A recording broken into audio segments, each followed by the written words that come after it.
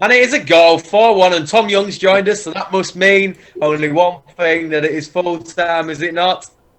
It is indeed. Wow. I tell you what, as far as 4-1 wins go, we were made to work hard for that, weren't we, man? I tell you what, that was... Did that feel hard work? That's the first little get-in at 2-1 that I've done all season, I must admit. I give it a little fist pump, but that was as far as it went. That was that second half is what I expected from the game from the get-go. And that was a really enjoyable watching that second 45. And on another day, we spoke about Adama Traore's inability to sort of have that clinical edge. He had 2 half-decent chances there to put them 2-1 up. And another day, Wolves win that game. I think 4-1's really harsh on Wolves. But yeah, we win again. Boys. Yeah, do you know what? Fuck them. I mean, 21 in a row, boys. There you go. You can't get banned for streaming it. I'll show you the players heading off the pitch. There you go. The game's done. So brilliant. It just took me way off there. There you go. I'll give you a little sight of the FPL. Brilliant. Do you know what I can't wait for tomorrow, Tom? Boring City. It's boring watching City. Rubbish. That second half, I really enjoyed that second half. That was a quality 45 minutes of football, that. And yeah, credit to Wolves. Whatever Nuno said at half time, they looked a completely different side in that second half, and they caused us problems. And yeah, but again, we weren't at our best tonight. Far from it compared to that second half, anyway. So to come out of that game 4-1 winners is I don't know what to say about this team anymore. I genuinely feel like we're never going to lose another game of football ever again, because we just find a way every time to get through these games. And credit to Wolves, like I say, they were very good in that second half. And yeah, on another day, if they'd have come out of that game 2-1 winners, I don't think you could have really questioned it. But 4-1 it is, and yeah, we go again for United on Sunday. Do you know what, lads? I don't know if you lads ever watched him play, but 𝗠𝘁𝗁 was hated by some City fans, even though he did so well for us. I genuinely think Jesus is our new 𝗠𝘁𝗁. The amount of abuse Jesus got at this game and then goes and scores 2 goals is bonkers. Absolutely bonkers. I'm buzzing. I'm well chuffed for the lad. Sod it. 15 points clear, lads. We've seen the table now. Wins out of 27 games, 20. Drawn 5, lost 2, 65 points, 15 ahead of United, plus 39 goal difference. Well, not bad at all. Not bad at all. And yeah, like Tom's just said, Jesus with, I think, again, I've not seen a replay of that chance he had at 1-1 where he's flashed it wide. I don't know if it was saved, but then this is what we've said about Jesus. It's one thing you can't question is his work rate and his ability to go after them second balls. And he's got himself 2 second chance opportunities and scored 2 goals from being the quickest to react, the most determined to get in and get out them second balls. And that's as important. Like you say, if the ball goes into the back of the net, it doesn't matter how you score it. Scoring from 35 yards top corner or tapping in a rebound, a goal's a goal at the end of the day. You don't get more points for style. So having a player that has that sort of determination to chase down them balls is so effective. So yeah, I wouldn't say he had his best game in a City shirt tonight, but he scored 2 goals, so happy days. He won't care, will he? 21 games, lads. David Silva, 21. Pretty impressive, that, boys. Go for Richard Dunn next. Oh, that'd be nice, wouldn't it? Good quick thinking, that, Lee. Quick thinking, that, pal. Nice. Like you know what's bad is that 𝗠𝘁𝗁𝐶𝑖𝑡𝑦 came to my mind, and that shows my age. I'm sure 𝗠𝘁𝗁𝐶𝑖𝑡𝑦 was 22. He was the first player that came to my mind when I thought I was City 22. Let me check that. I'm right there. I'm pretty sure. Well, if we get to Phil Foden, we're going to win everything, aren't we, lads? That'd be nice. I'd happily get to Ederson, to be honest. As Billy Ambler says, sublime, just sublime, brilliant.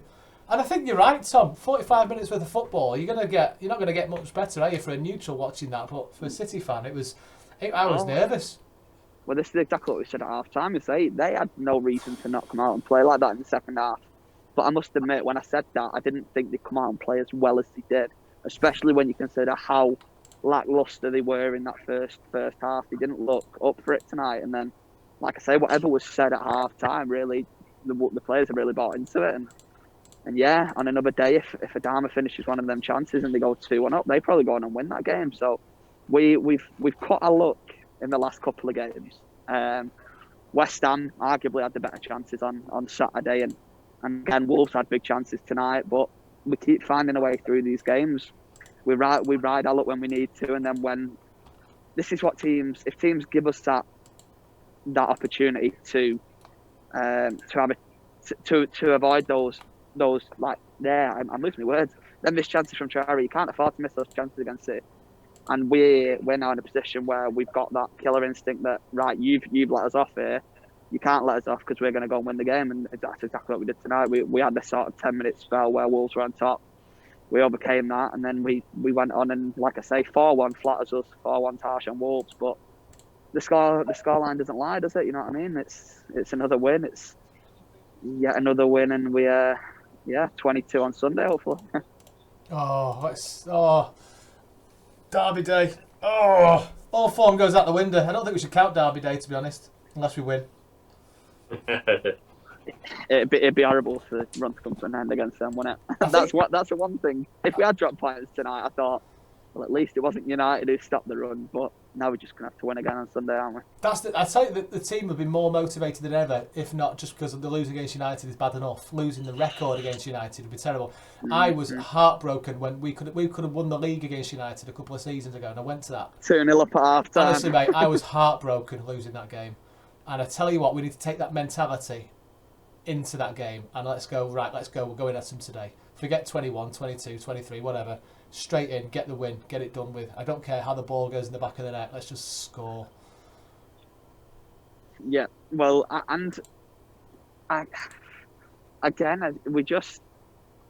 can't see us, but I said it tonight, I can't see us sort of underperforming again. And I wouldn't say we necessarily underperformed tonight. We like you said at half time, Tom, we weren't particularly clinical in that first 45. When you look at that first half and how much we dominated the game, it should be out of sight by half time. And we sort of left Wolves a lifeline at 1-0. And credit to them, they took advantage of that period in that second half, and they found a way back into the game. But I think I don't think to the bigger teams like United, I think head to the bigger teams in the Champions League further down the line, like actual good teams like Bayern Munich and teams like this. And these are the games where if we get these times where we're dominating the ball, we got let off against West Ham, we got let off against Wolves, and that they didn't take the chances they were given. But better teams will. And we need to make sure that we're in a position when we come up against these better teams further down the line, that when we do dominate periods like we did in the first half, that we find a way of killing the game. And it sounds weird to be saying that after a 4-1 win, but we just need to refine that clinical edge that we've had for the large parts of this run and refine it for the Champions League. I said that with 10 minutes to go, mate. I think you're spot on. I think you're absolutely spot on. I was thinking when their goal went in, I really don't want to be in a position where we're not scoring, we're not putting the game to bed. We should have won that. We should have been 2 or 3-0 up at half time, but we weren't, because we've not got that consistent 30 goal a season striker playing for us.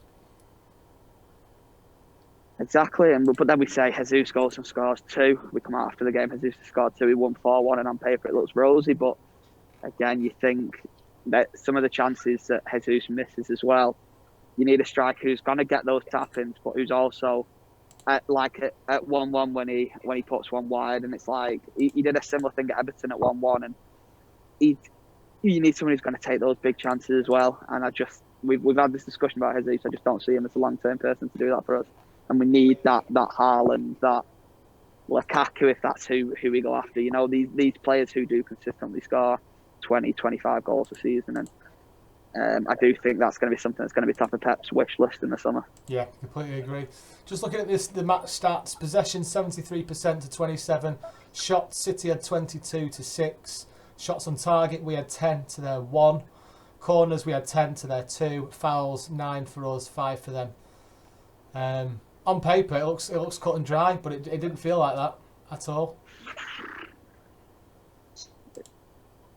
No, it really didn't. It was, but it was an exciting watch. It really was an exciting watch, and that was a kind of game again where with fans in the ground, you can imagine them Wolves fans at 1-1, and you can imagine how sort of anxious City fans would have been in the ground at 1-1. And they're the games where the away end really helps you out at times like that. When you're on top in a game where you probably shouldn't be in the game, they shouldn't have found a way back into the game based on the first half.